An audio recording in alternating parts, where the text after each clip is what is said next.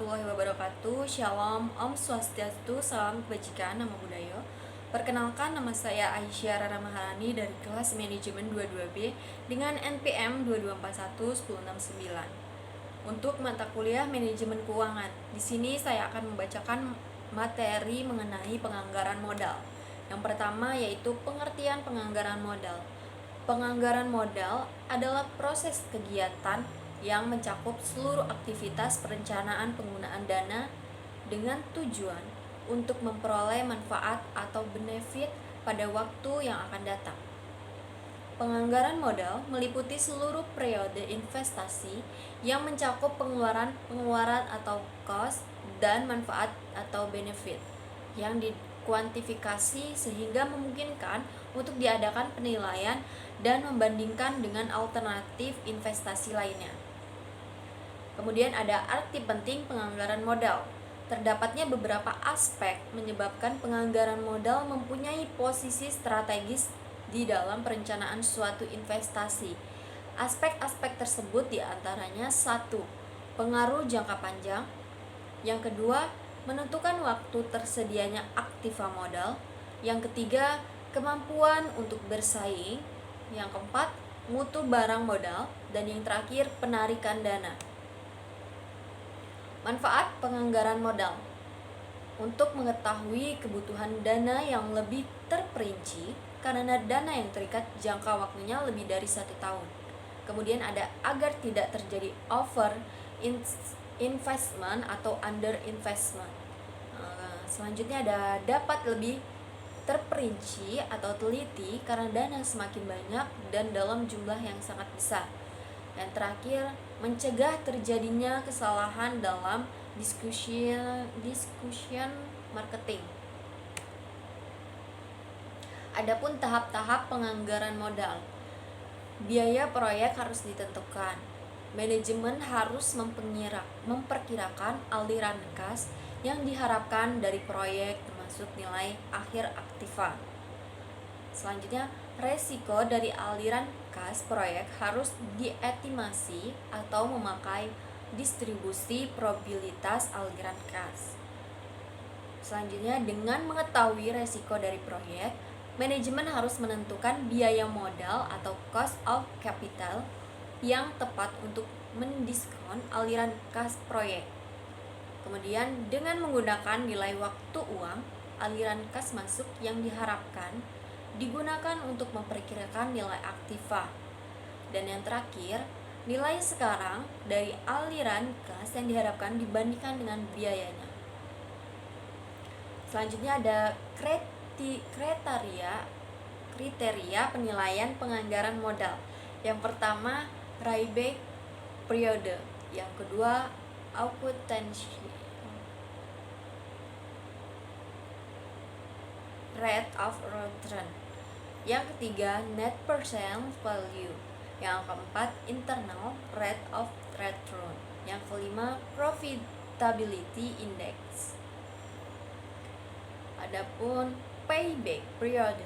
Payback period adalah jumlah waktu yang dibutuhkan untuk mengembalikan investasi awal dari aliran kas bersih yang diperoleh dari proyek.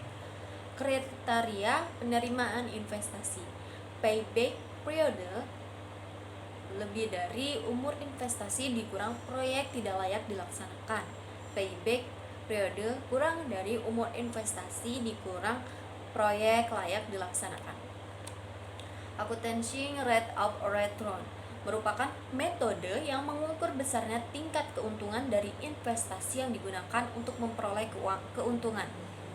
Kriteria penerimaan investasi. ARR lebih dari COC per diskon faktor sama dengan proyek layak dilaksanakan.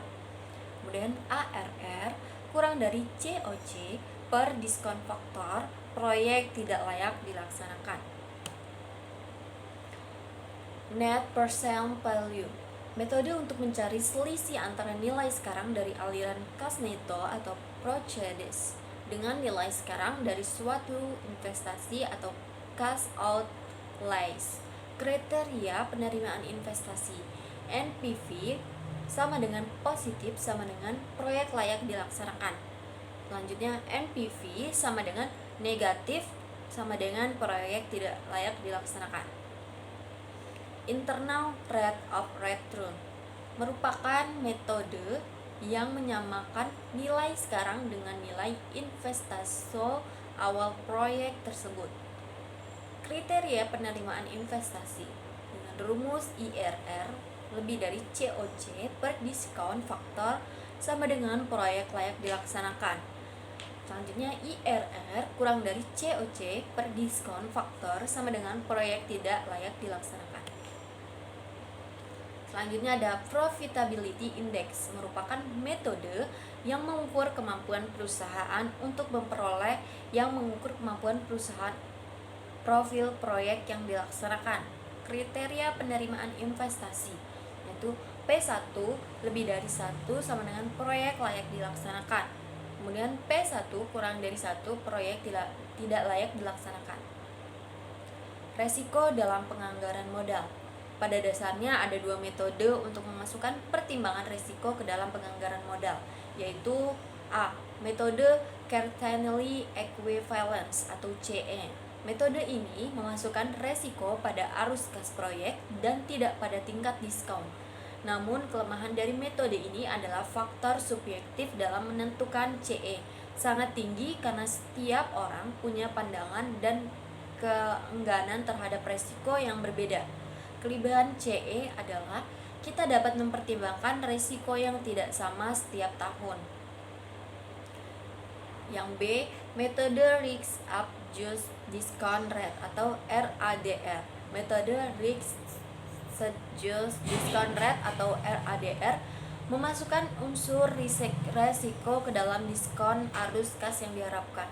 Arus kas yang diharapkan ini lalu didiskonkan dengan diskon rate yang sudah disesuaikan dengan resiko proyek.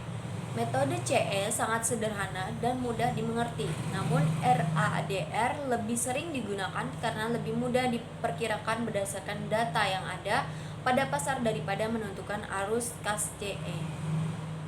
Mungkin itu saja yang dapat saya sampaikan, mohon maaf bila ada salah kata. Sekian dan terima kasih. Wassalamualaikum warahmatullahi wabarakatuh. Bye bye.